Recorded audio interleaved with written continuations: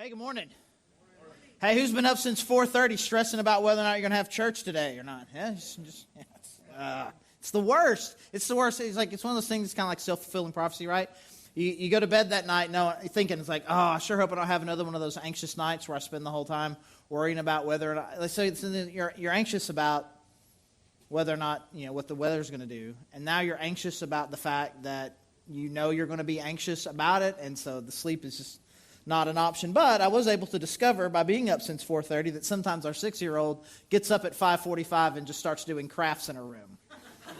So, it's nice. You learn something. All right. I really appreciate everybody who came out here and who's watching us online. I'm really glad you're joining us with us today as we're kind of wrapping up our Move series. And I was talking with a guy earlier this week, having breakfast. It was a really great opportunity, and we were just talking. And basically the question that he was asking was, what kind of life does God really want me to have?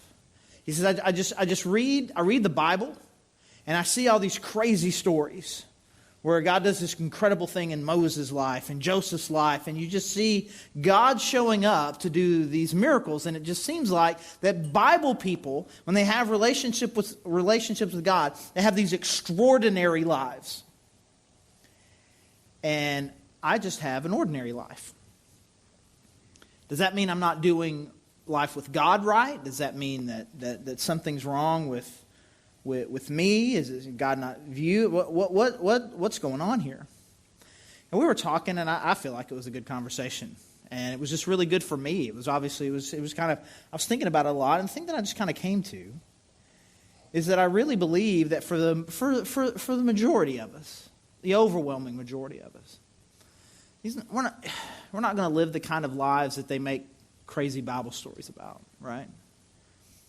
We're going to live ordinary lives, but we're going to see God do extraordinary things in ordinary lives.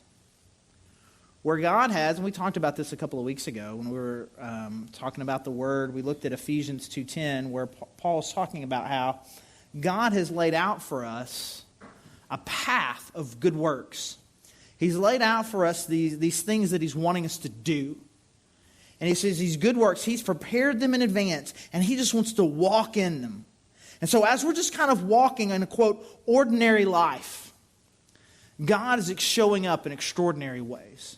Because you never know the person that's sitting next to you here today, that they needed an encouraging word from you that you've already given or will give. You never know who you're going to interact with. You never know what your impact in someone's life in really small, relatively, seemingly insignificant moments. You never know that your obedience and your faithfulness to love and serve them in some way will have a huge long-term, maybe we'll say eternal impact on their lives and for generations to come.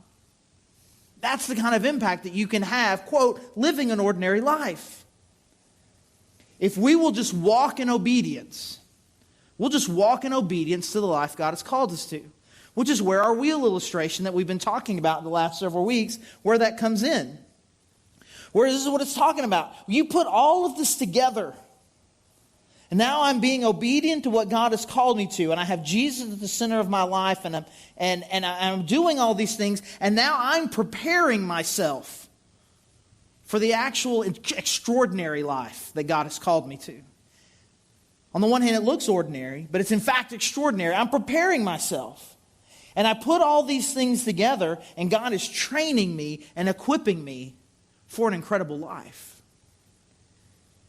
And we talk about this a lot in connections, and I think it's important for us to always remind ourselves about this, that the greatest commandments in Scripture, Jesus has asked that, and He says, you ask for one, I'm going to give you two. Love God with everything that you are, and love your neighbor as yourself. And that's kind of the beauty and part of this of this thing, because this is exactly what this is telling us to do. Because if you'll notice, all of these four spokes really are relational. So you got, how do I interact with people?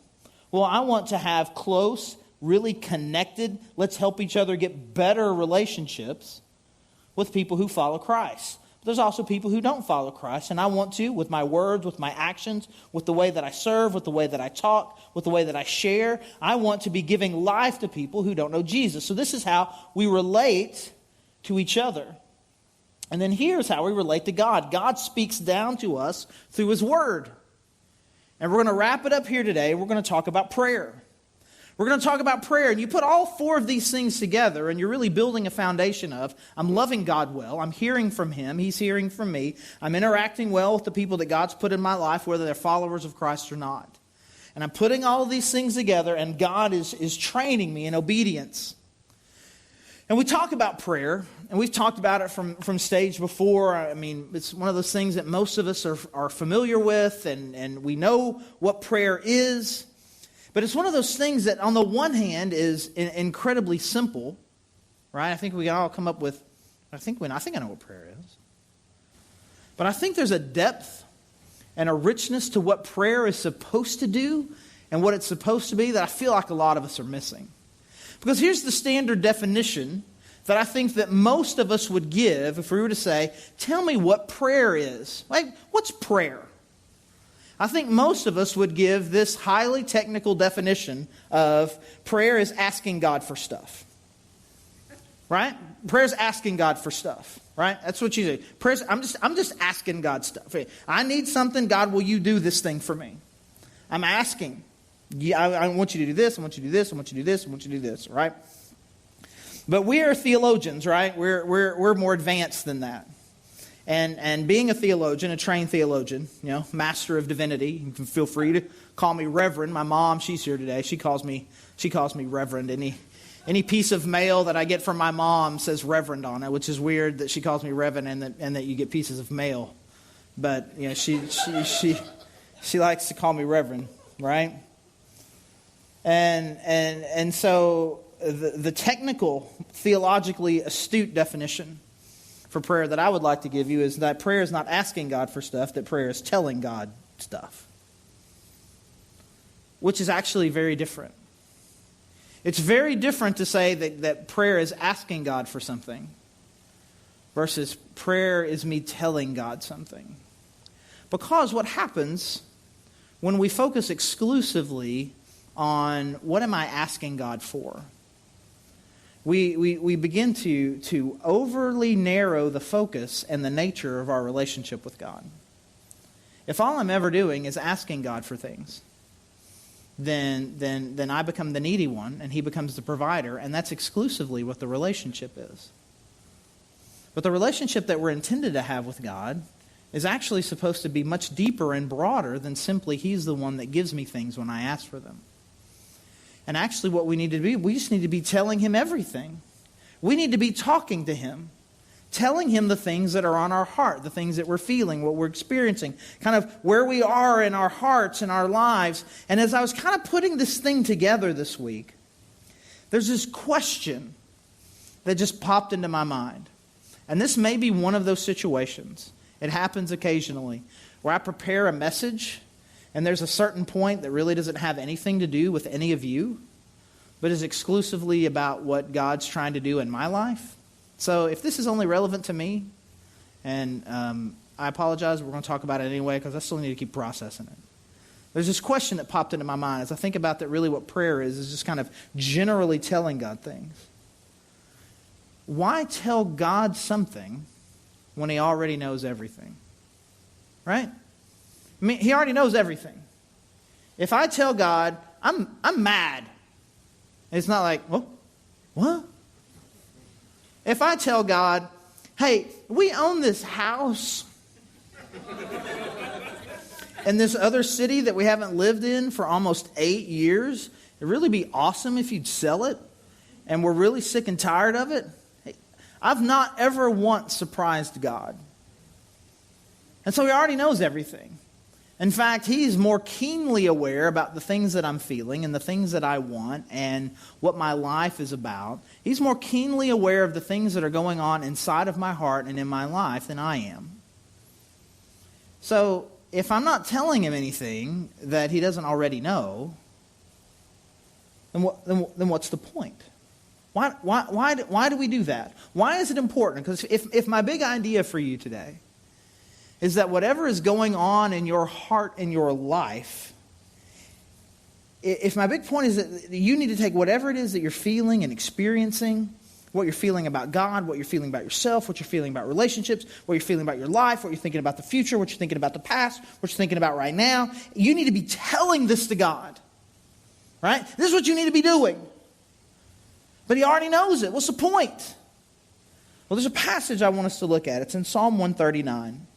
And actually, he could have just as easily picked almost any psalm. Almost any of these songs, especially the ones that are written by David. And there's these moments where you see and experience the author of this song pouring out his heart to God. So we're just going to look here at a few verses in Psalm chapter 139. And David's in a bad way here. You know, it's just one of those things. He's being persecuted, which seems like was happening to him for years. He feels like he's doing everything right, but life is still bad. And in verse 19, he says this: "If only you, God, would slay the wicked. Away from me, you who are bloodthirsty. They speak of you with ill intent. Your adversaries misuse your name. Do I not hate those who hate you, Lord, and abhor those who are in rebellion against you? I have nothing but hatred for them. I count them my enemies. Search me, God, and know my heart. Test me and know my anxious thoughts. See if there is any offensive way in me, and lead me in the way everlasting." And so what is David really doing here? I mean, he's really describing a life that in this moment he hates. There are all these bad guys that are doing all of these bad things and are dishonoring you. And in dishonoring you, they're bringing all this hurt and damage to me. And in the meantime, I'm doing everything right. I'm doing everything that I'm supposed to be doing. And I'm hiding in caves and people are trying to murder me. And somehow this seems to be okay with you. I don't understand what you're doing. But rather than doing the thing that I tend to do, and I would imagine that a lot of you do as well, rather than just kind of holding that all in a moment of just pure honesty, he just kind of dumps it all out there. God, what are you doing?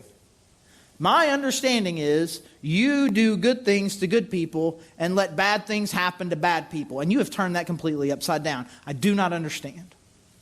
So he throws it out there. And what is accomplished by that? I will say this: that communication deepens relationship. There is something about his life and the way the world is currently working. David, I just don't understand. God, I don't understand. I don't understand what you're doing. I don't understand why you're doing it. I don't understand why this is happening to me. And so I'm just going to kind of give all this to you. And then he closes out this psalm by saying this: well, search me, God. I'm putting it all out there. This is what I'm feeling. This is what I'm thinking. Search me. Go into my heart. Test me. You know everything I'm thinking now. I'm giving it to you honestly. And I want you to look at it. And tell me, where am I wrong? Where is my perspective so off? I need you to tell me. So that what? Then you can lead me in the way everlasting. So I'm going to tell you the things that are frustrating you. I do not understand this thing that you are doing. I am frustrated with my current circumstance. I don't understand the way this is working. I'm open to the problem being me, though. So why don't you come in there and sort it all out? You tell me where I missed it. Because ultimately what I want in this life goes back to our wheel diagram, the thing that we're talking about, the path. I want to be led in the path of life that you've led for me. But this thing right now in front of me is such a huge obstacle that I don't think I can get around it. I can't go through it. I can't go over it. It's just there. I need you to get in there and do the work and tell me where I've missed it. And there's a really cool thing. We're talking about deepening a relationship. One, it just is good to tell somebody how you feel. Right? This happens a lot in our house. You know, I could in this moment act like it only happens one way. It's something that only my wife does, right? You know, and but I do it too, and so do you, right? It's the standard. You're walking around, you know, acting like a passive aggressive idiot, not really answering questions, acting all sullen, and then your spouse, full of fear and anxiety, comes up to you, knowing that you're upset, right? I mean, you ain't hiding it. Yeah, I mean, you think you are, but you're not. And so then they say, hey, something's wrong. What's wrong? And what's the answer? Nothing, which of course is a lie, right? It's clearly a lie. All right? It's a lie. Oh, God, you know, this life's hard, but I'm just fully trusted in you right now. God's no, you're not. Yeah, these are just obstacles, but I know you've got this. No, I don't. That's not what I think. It's not what I think. And I'm sitting here lying to God. And what does that do when I lie to God? This is an obstacle. It's just an obstacle in my heart. I don't feel like I can trust Him with the things that are really going on in my heart, which is really happening in the relationships too. How are you doing? What's wrong? I'm fine. No, you're not fine. So it's not the fact when you come up, he's like, hey, you seem upset. And your spouse or your friend or your kid says, you're right, I'm upset. It's not like you've learned anything, right? Actually, I'm mad at you. Still haven't learned anything, right? Those are two facts I already knew. I knew you were upset, and I knew it was my fault. The only thing I don't know at this point, and this is where, you know, God has more knowledge, I just don't know specifically what I did. But I can't make it better. I cannot make it better. Our relationship cannot be strengthened if you do not tell me what is going on so that I can come in here and help it and heal it, and our relationship can grow and deepen. As long as there's this honesty, where I feel like I cannot tell you what's really going on in my heart. Even if you're wearing it on your sleeve, the relationship suffers. The intimacy suffers. There's a shallowness there. And so if prayer is not about getting God to do things for you, but it is about a deepening and a building of an intimacy and a relationship with God, then honesty is a necessity. And even if He already knows, the moment of honesty and clarity deepens the relationship. I know there's all these verses in the Bible that say, do not be afraid. So I have to pretend with God that I'm not afraid. I know that there are all these verses that say, don't be anxious. So I have to pretend with God that I'm not anxious. When in fact I'm angry, anxious, and I don't trust Him, and I don't think He's doing a very good job at His job. And I'm not going to lie to you. I could. Dude, I was there like 4 or 5 days ago. I was so mad. And my wife says to me, this is great, right? This is like the Monday or Tuesday before you're given a sermon on prayer. This is way too honest, but there's not very many of us here, so I'm angry. I'm so mad at just kind of some things that are just going on. I don't know if I used any curse words, but I was feeling them. I was talking about that house in Cabot and just some other things that are going on in our lives. And my wife says, I mean, she's so good. She says, do you want to pray? And you know what I said to her? You can. You go right ahead. Do that thing you do. Pray. Be fine. And she did, and it was really good. It was really good. I fell asleep, and I just woke up the next morning just feeling a little bit better. It's about all of it, right? You know, I missed an opportunity. I missed an opportunity, really. And I've been trying to do a little bit better job, so I'm applying my sermon solidly for 4 days straight now, right? So I don't have to feel quite like a huge hypocrite hanging up here with you. I missed an opportunity to deepen the relationship. And my guess is this misunderstanding that God and I have had about his failure to kind of live up to some things and some frustrations that I'm feeling, he's got a thought on it, right? But the only way that we're going to be able to have this conversation is if I initiate the conversation. Because here's the thing, God speaks in whispers. He just speaks in whispers.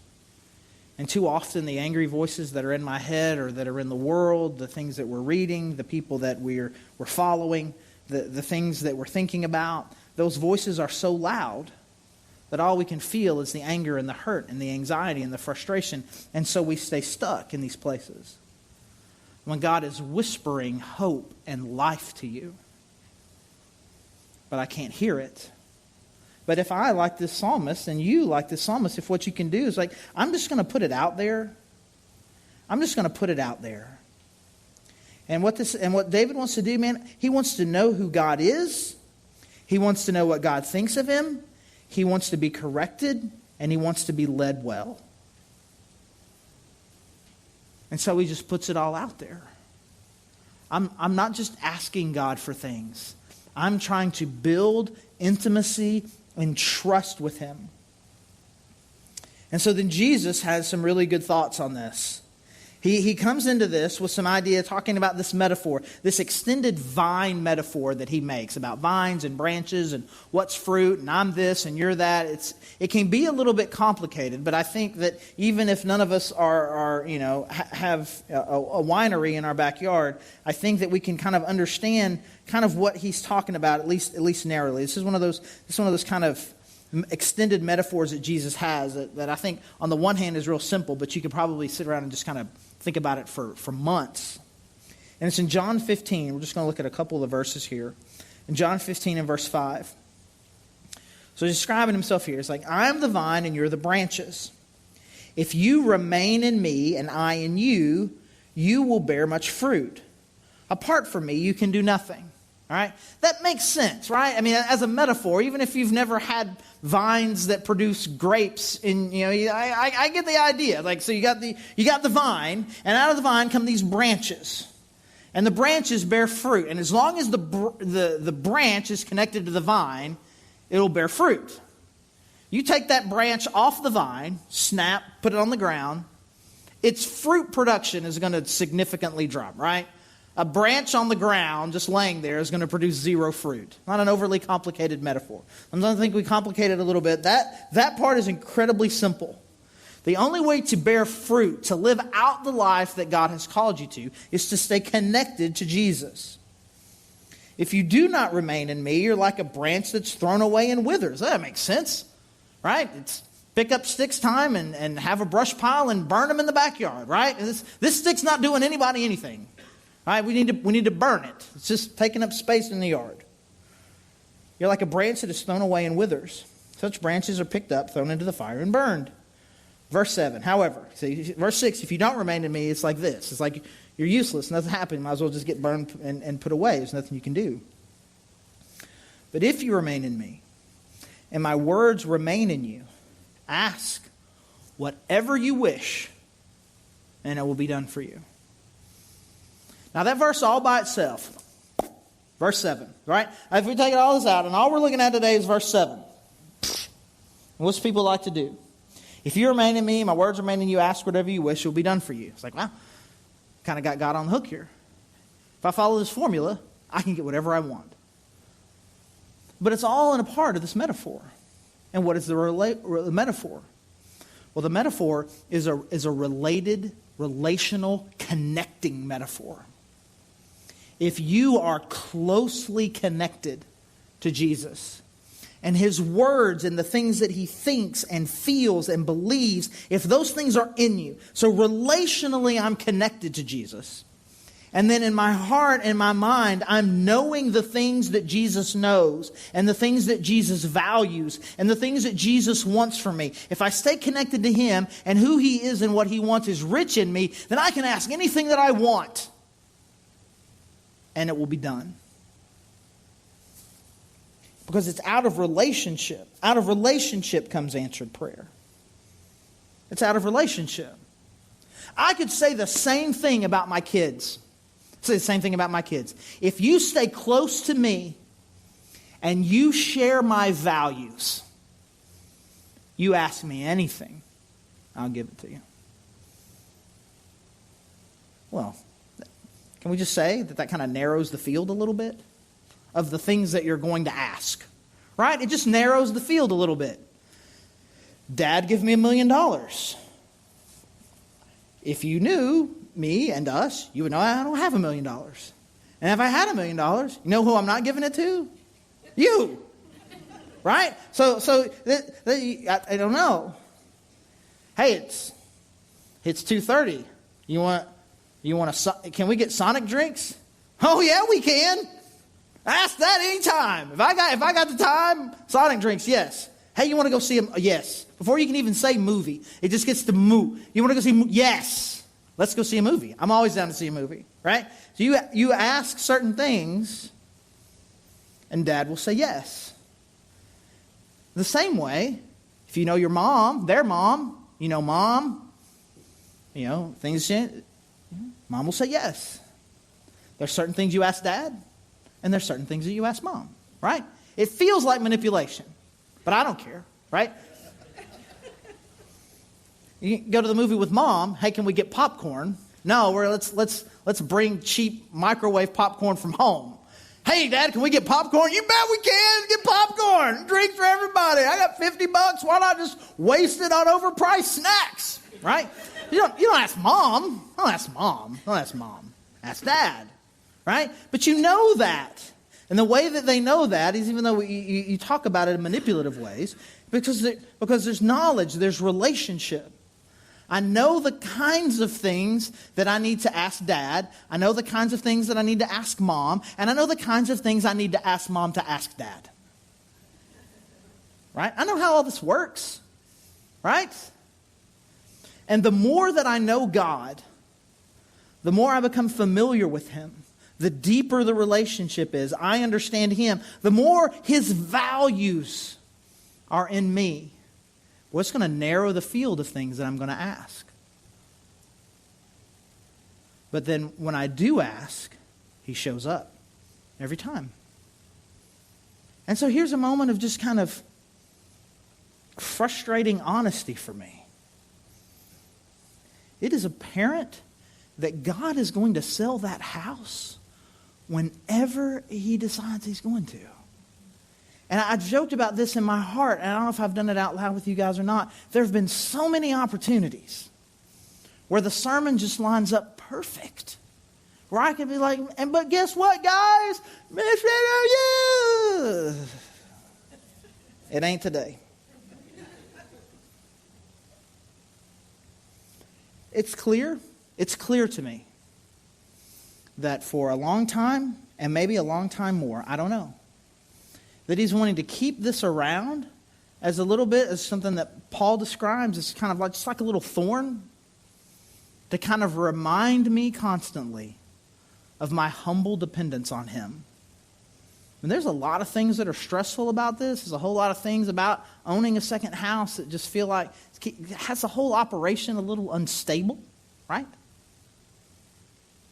And God's like, your operation is always a little unstable. Because without me, you can do nothing. Do you know that? If you're connected to me, everything will be good. As long as I promise I'm not going to ruin you. And so I'm just going to keep you onto this house. So I can just continue to show you what dependence on me looks like. And you can get over the fact that it is your incredible planning or money management skills or your ability to control and own things. That's not what keeps your operation afloat. It is relational connection with me that keeps it afloat. So I still pray. I still ask Him to do it. I'd be lying to Him to say, I would be lying to you and Him if I were to say to you, and so guys, here I am. I have emotionally released it. It does not matter to me anymore. I did not wake up this morning at 4:30 in the morning, still frustrated and anxious about it. Oh, the weather. I could be anxious about the weather. Hey, brain, you know what else we could be anxious about? Let's think about that house some more. I hate you, brain. I haven't released it. I'm still anxious about it. I tell him, I don't like this. This is not what I want. but He's talking to me. He's communicating with me. He's changing me. He is connecting me with Him. And that's what prayer is meant to be. And it is only through the journey of honesty and sharing and being honest about who you are and how you feel, it is only through that that the deep intimacy of a relationship with God can happen. So then let's put that wheel diagram back up there. So I'm hearing from His words. They're strong in me. I'm connected. I'm learning about it. I'm relating well to people. Now what's happening in my life is obedience is flowing. So we're sitting around here, I think too often, minimizing the extraordinariness of what God can do in our ordinary lives. When God, in fact, has an incredible life, an incredible journey laid out for you. He's had it laid out in advance for a long time. But we have these obstacles that we can't get over. And I need more of His Word in me, and I need more communication, honest communication with Him, and I need you to be an encouragement and a strength to me. And I need to be constantly looking for these opportunities that God has placed before me to impact someone who doesn't know Jesus. And now my life is beginning to roll. So we're going to have kind of some extended reflection time here as we kind of wrap up the series. And you have a piece of paper and a pen in your seat. If you are at home, you can go to the junk drawer and push aside the 700 paper clips and random screwdrivers and find your own piece of paper and pen. And put this together. Here's what I would like for you to do. We'll leave. Maybe we can leave that wheel diagram up for a little bit. I would like for you to draw the wheel of your life. Right? If your life was illustrated by this, what would it look like? So let me just kind of give you some thoughts.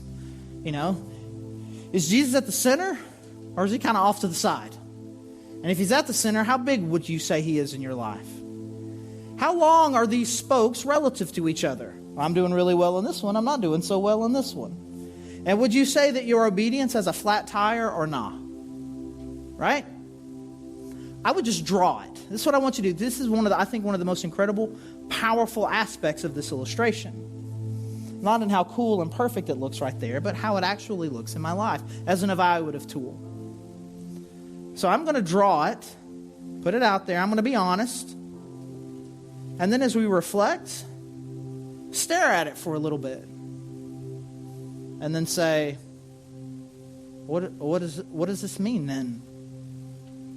And I would encourage you, right underneath that, put together 2, 3, 4 solid action items. If this is an honest assessment of my life, God, what needs to be different tomorrow so that I can roll through the life that God's called us to. So I encourage you to do that. We always have other opportunities to respond as well. People on our prayer team that are back there. Communion is available in the back. There's prayer candles, praying at the cross. We have an opportunity to give back to God with what He's already given us. But I encourage you to take some real honest assessment of your life and what it would look like for you to start building from the ordinary to the extraordinary in this life that God has for you. Let me pray.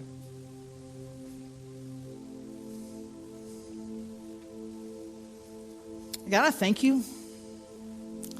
God, I thank you for these moments when there's bad weather. I hate every minute of it. But God, I know that you always have a reason.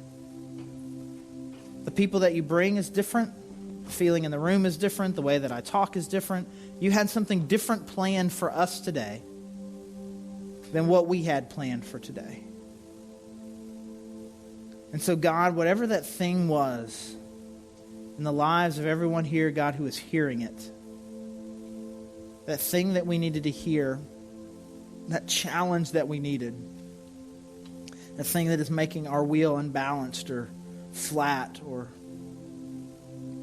God, whatever hopelessness and despair or whatever frustration that we've given into. God, I pray that that thing that you were wanting to do in our lives, God, you would do it. And you would bring healing and hope and life and purpose to each one of us. And God, we are so thankful for your Son, Jesus Christ. who makes all of this possible through the life He lived and the death that He died for each one of us. And it's in His name that we pray. Amen.